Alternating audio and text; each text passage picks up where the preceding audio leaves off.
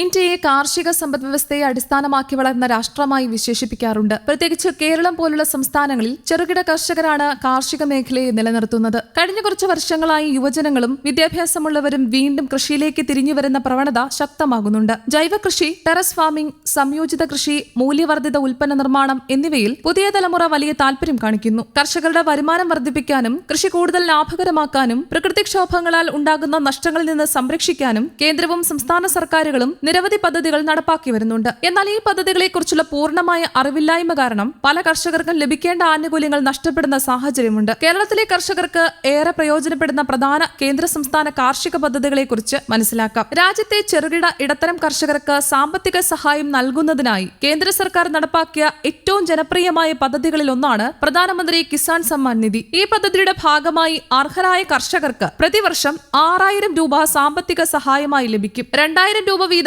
3 ഗഡുക്കളായാണ് തുക കർഷകരുടെ ബാങ്ക് അക്കൗണ്ടിലേക്ക് നേരിട്ട് നിക്ഷേപിക്കുന്നത്. വിത്തുവാങ്ങൽ, വളം, കീടനാശിനി, ജലസേചനം തുടങ്ങിയ കൃഷിയുമായി ബന്ധപ്പെട്ട ചെലവുകൾ നിറവേറ്റാൻ ഈ തുക സഹായകരമാണ്. കർഷകർക്ക് കുറഞ്ഞ പലിശ നിരക്കിൽ വേഗത്തിൽ കാർഷിക വായ്പ ലഭ്യമാക്കാൻ ആരംഭിച്ച കേന്ദ്ര സർക്കാർ പദ്ധതിയാണ് കിസാൻ ക്രെഡിറ്റ് കാർഡ്. കൃഷിയിടമൊരുക്കൽ, വിത്തുവാങ്ങൽ, വിളവെടുപ്പ്, സംഭരണം, മൃഗസംരക്ഷണം തുടങ്ങിയ ആവശ്യങ്ങൾക്കായി കർഷകർക്ക് ഈ പദ്ധതി വഴി വായ്പ ലഭിക്കും. സാധാരണയായി 7% പലിശ നിരക്കിലാണ് വായ്പ അനുവദിക്കുന്നത്. കൃത്യമായി തിരിച്ചടവ് നടത്തിയാൽ പലിശ നിരക്ക് 4% വരെ കുറയുന്ന പ്രത്യേക ആനുകൂല്യവും ലഭിക്കും. 3 ലക്ഷം രൂപ വരെ സാധാരണ വായ്പയും ചില മേഖലകളിൽ 5 ലക്ഷം രൂപ വരെ വായ്പയും ലഭ്യമാക്കുന്നുണ്ട്. പ്രധാനമന്ത്രി ഫസൽ ബീമ യോജന. പ്രകൃതി ദുരന്തങ്ങൾ, അതിശക്തമായ മഴ, വരൾച്ച, വെള്ളപ്പൊക്കം, കീടാക്രമണം, രോഗബാധ തുടങ്ങിയ കാരണങ്ങളാൽ വിളകൾക്കുണ്ടാകുന്ന നഷ്ടങ്ങളിൽ നിന്ന് കർഷകരെ സംരക്ഷിക്കാൻ രൂപീകരിച്ച സമഗ്ര വിള ഇൻഷുറൻസ് പദ്ധതിയാണ് പ്രധാനമന്ത്രി ഫസൽ ബീമ യോജന. കർഷകർ വളരെ കുറഞ്ഞ പ്രീമിയം മാത്രം അടച്ചാൽ മതി. ബാക്കി തുക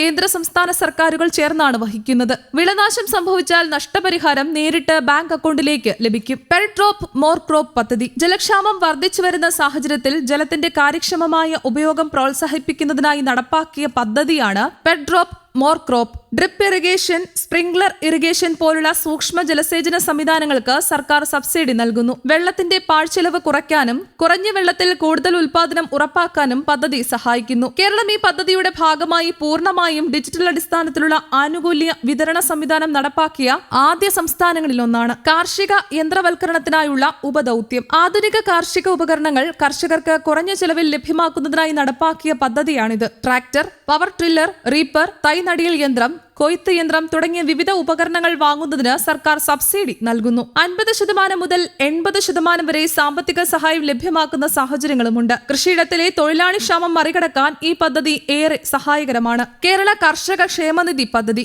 കേരളത്തിലെ കർഷകർക്ക് സാമൂഹിക സുരക്ഷ ഉറപ്പാക്കുന്നതിനായി സംസ്ഥാന സർക്കാർ നടപ്പാക്കുന്ന ഏറ്റവും പ്രധാനപ്പെട്ട പദ്ധതികളിൽ ഒന്നാണ് കർഷക ക്ഷേമനിധി. രജിസ്റ്റർ ചെയ്ത കർഷകർക്ക് 60 വയസ്സിന് ശേഷം പ്രതിമാസ പെൻഷൻ ലഭിക്കും. ഇതുകൂടാതെ ചികിത്സാ സഹായം, മക്കളുടെ വിദ്യാഭ്യാസം, വിവാഹ ധനസഹായം, അപകട മരണ ആനുകൂല്യം, സ്ഥിരമായ വൈകല്യ സഹായം തുടങ്ങി നിരവധി ക്ഷേമ പദ്ധതികളും ഇതിന്റെ ഭാഗമായി ലഭ്യമാണ്. നെൽകൃഷി റോയൽറ്റി പദ്ധതി. കേരളത്തിൽ നെൽവയലുകളുടെ വിസ്തീർണം കുറയുന്ന സാഹചര്യത്തിൽ നെൽകൃഷി സംരക്ഷിക്കാൻ സംസ്ഥാന സർക്കാർ നടപ്പാക്കിയ പദ്ധതിയാണ് നെൽകൃഷി റോയൽറ്റി. നെൽവയലുകൾ മറ്റാവശ്യങ്ങൾക്കായി മാറ്റുന്നതിനെ നിരുത്സാഹപ്പെടുത്തുകയാണ് പ്രധാന ലക്ഷ്യം. സജീവമായി നെൽകൃഷി നടത്തുന്ന കർഷകർക്ക് പ്രതിവർഷം ഹെക്ടറിന് 3000 രൂപ വരെ സഹായം ലഭിക്കും. സുഭിക്ഷ കേരളം ഭക്ഷ്യ സ്വയം പര്യാപ്ത പദ്ധതി. സംസ്ഥാനത്ത് ഭക്ഷ്യ സ്വയം പര്യാപ്തത ഉറപ്പാക്കുന്നതിനും തരിശുഭൂമികളെ വീണ്ടും കൃഷിയോഗ്യമാക്കുന്നതിനുമുള്ള പദ്ധതിയാണ് സുഭിക്ഷ കേരളം. വീടുകളിൽ പച്ചക്കറി കൃഷി പ്രോത്സാഹിപ്പിക്കുക, ടെറസ് ഫാമിംഗ് വികസിപ്പിക്കുക, ജൈവ കൃഷി വ്യാപിപ്പിക്കുക എന്നിവയാണ് പദ്ധതിയുടെ പ്രധാന ലക്ഷ്യങ്ങൾ. ഗ്രോ ബാഗുകൾ, വിത്തുകൾ,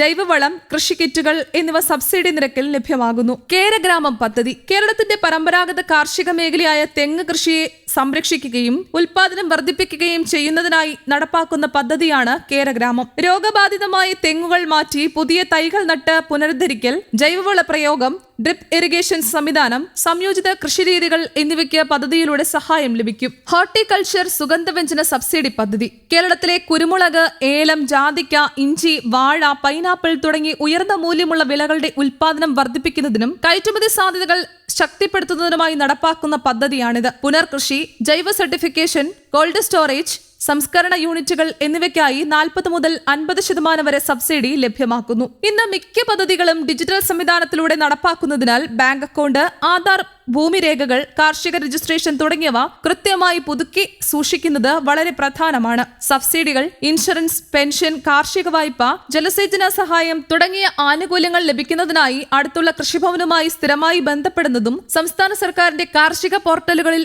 രജിസ്റ്റർ ചെയ്യുന്നതും കർഷകർക്ക് വലിയ സഹായമാകും. News desk, Kerala Kaumudi.